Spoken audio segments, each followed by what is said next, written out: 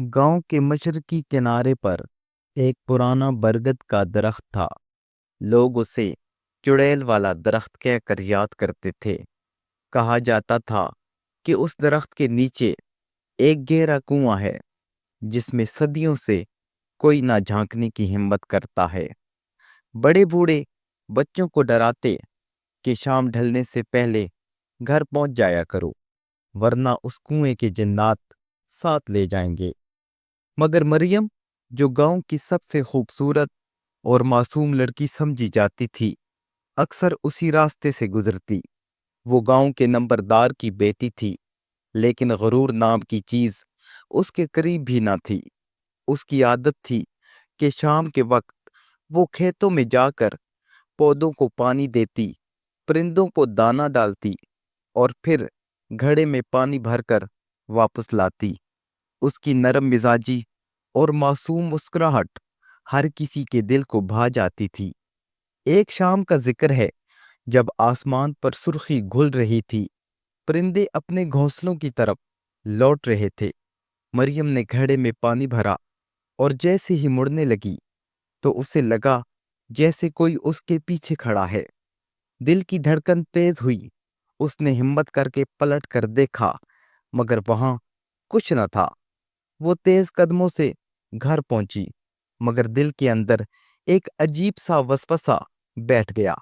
ये वाकया कई दिन दोहराता रहा। कभी उसके कानों में मध्यम सरगोशी सुनाई देती, कभी दरख्त के नीचे किसी साए का गुमान होता। गांव में वो अकेली न थी जिसे बरगद का खौफ था, मगर उसके साथ ये कैफियत खास तौर पर बढ़ने लगी। फिर एक रात जब वो घड़ा संभालने लगी तो अचानक उसके हाथ से घड़ा डोलने लगा। किसी ने नरमी से घड़ा पकड़ लिया। वो चूं कर पलटी तो देखा कि उसके सामने एक कदावर गैर मामूली शख्सियत खड़ी है। उसके चेहरे पर रोशनी सी झलक रही थी और आंखों में एक अजीब कशिश थी। डरो मत, उस अजनबी ने धीमी आवाज में कहा। मैं तुम्हें नुकसान नहीं पहुंचाऊंगा। मरियम के लब कांपने लगे। तुम कौन हो? वो शख्स मुस्कुराया। मेरा नाम जरियान है। मैं इंसान नहीं हूं, मैं जिन हूं। मरियम के कदम लड़खड़ा गए। उसका जिस्म पसीने में डूब गया, लेकिन हैरत अंगेज तौर पर उसके दिल में खौफ से ज्यादा तजस्सुस था। जरियान ने आगे बढ़कर घड़ा उसके सर पर रखा और कहा, तुमने कभी किसी को नुकसान नहीं पहुंचाया। तुम्हारी दुआ हर बार मासूम होती है। तुम्हारे दिल की रोशनी ने मुझे अपनी तरफ खींच लिया है। उस दिन के बाद जरियान अक्सर मरियम के आसपास मौजूद रहने लगा। कभी बराह रास्त नजर ना आता, बस एहसास होता कि कोई मुहाफिज करीब है। जब खेतों में औबाश लड़के आवाजें कसते तो अचानक तेज हवा का झोंका आता और वो भाग जाते। जब वो तन्हा जंगल से गुजरती तो परिंदे खुशी से चहकते, जैसे माहौल खुद उसका मुहाफिज बन गया हो। मरियम आहिस्ता आहिस्ता समझ गई कि जरियान की मौजूदगी उसके लिए खौफ नहीं, बल्कि तहफ्फुज है। एक दिन हिम्मत करके मरियम ने कहा, जरियान, तुम मेरे साथ क्यों हो? जरियान ने जवाब दिया, मैंने इंसानों के साथ हजारों साल गुजारे हैं, मगर तुम जैसी नेक रूह कभी नहीं देखी। मैं तुमसे मोहब्बत करने लगा हूं। मरियम के लिए यह सुनना अजीब था। एक जिन की मोहब्बत, ये किस्से तो सिर्फ किताबों में होते हैं, लेकिन जरियान की आंखों में ऐसी सच्चाई थी कि वो इनकार न कर सकी। मोहब्बत का बीज बोया जा चुका था, मगर ये आसान न था। मरियम जानती थी कि अगर गांव वाले जान गए, संसार कर देंगे। दूसरी तरफ जरियान की दुनिया अलग थी। वो चाहता था कि मरियम उसके साथ उसके जहान में चली जाए, जहां न दुख है न गम, बस सुकून ही सुकून है। मरियम, जरियान ने एक रात कहा, मेरी दुनिया में आ जाओ।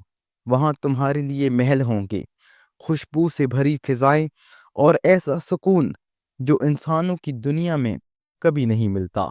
मरियम ने आंखों में नमी के साथ कहा, जरियान, मैं तुमसे मोहब्बत करती हूँ, मगर मैं अपने वालिदैन को छोड़कर نہیں جا سکتی۔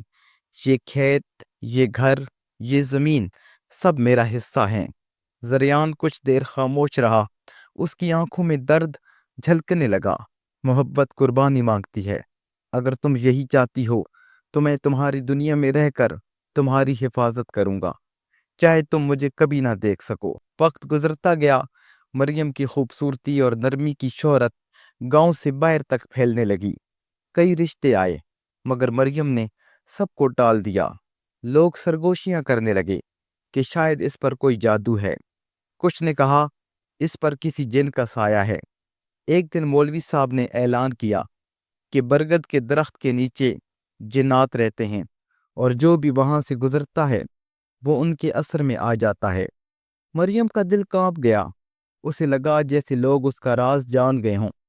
گاؤں کے چند لڑکوں نے طے کیا کہ وہ رات کو برگد کے پاس جا کر جن کو پکڑیں گے۔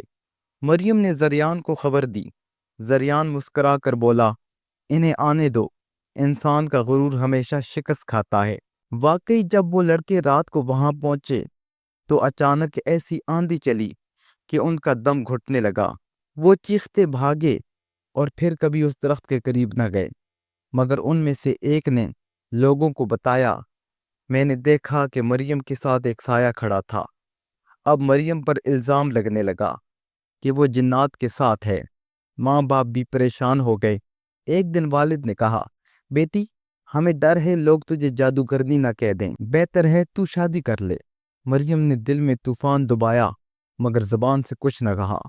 رات کو وہ زریان سے ملی اور کہا، میں نہیں چاہتی کہ میرے ماں باپ ذلیل ہوں۔ زریان نے آنکھیں بند کر کے کہا، اگر یہی تمہاری خوشی ہے تو میں پیچھے ہٹ جاؤں گا، مگر یاد رکھنا میں ہمیشہ قریب رہوں گا۔ مریم کی شادی گاؤں کے ایک سیدھے سادے لڑکے سلیم سے کر دی گئی۔ شادی کے دن سب کچھ عام لگ رہا تھا، مگر جب نکاح کا وقت آیا تو قاضی کے سامنے کاغذ پر دستخط کرتے ہی اچانک بجلی گرجی، آسمان پر آندھی چھا گئی، لوگ خوف زدہ ہو کر ادھر ادھر بھاگے۔ اسی لمحے مریم نے دیکھا کہ زریان دور کھڑا ہے، آنکھوں میں آنسو ہیں۔ وہ دھیمی آواز میں کہہ رہا تھا، میں نے تمہیں اپنی دنیا میں لے جانا چاہا مگر تم نے انسانوں کی دنیا چنی۔ آج کے بعد تم مجھے نہیں دیکھ سکو گی، مگر میں ہمیشہ تمہارے قریب رہوں گا۔ یہ کہہ کر وہ دھن میں غائب ہو گیا۔ مریم کی شادی ہو گئی، وہ بیوی بنی، پھر ماں۔ وقت گزرتا گیا مگر اس کے دل میں ہمیشہ ایک کمی رہی۔ جب بھی مشکل گھڑی آتی کوئی نہ کوئی معجزہ اسے بچا لیتا۔ کبھی طوفان میں بچہ اچانک محفوظ نکل آتا، کبھی بیمار شوہر اچانک صحتیاب ہو جاتا۔ مریم جانتی تھی کہ یہ سب زریان کی پوشیدہ محبت کا سایہ ہے۔ اس نے زندگی بھر کسی کو یہ راز نہ بتایا، مگر ہر رات جب سب سو جاتے تو وہ آسمان کی طرف دیکھتی اور دھیرے سے کہتی، زریان میں نے تجھے کھو دیا مگر تیری محبت کبھی نہ کھو سکوں گی۔ یہ کہانی گاؤں کی روایتوں میں آج بھی زندہ ہے۔ کچھ لوگ کہتے ہیں کہ برگد کے درخت کے پاس کبھی کبھی ایک عورت کی مدھم آواز آتی ہے جیسے وہ کسی کو پکار رہی ہو، اور کچھ دعویٰ کرتے ہیں کہ اندھیری راتوں میں ایک سایہ اسی درخت کے نیچے کھڑا رہتا ہے، شاید زریان، جو اپنی محبت کی حفاظت آج بھی کر رہا ہے۔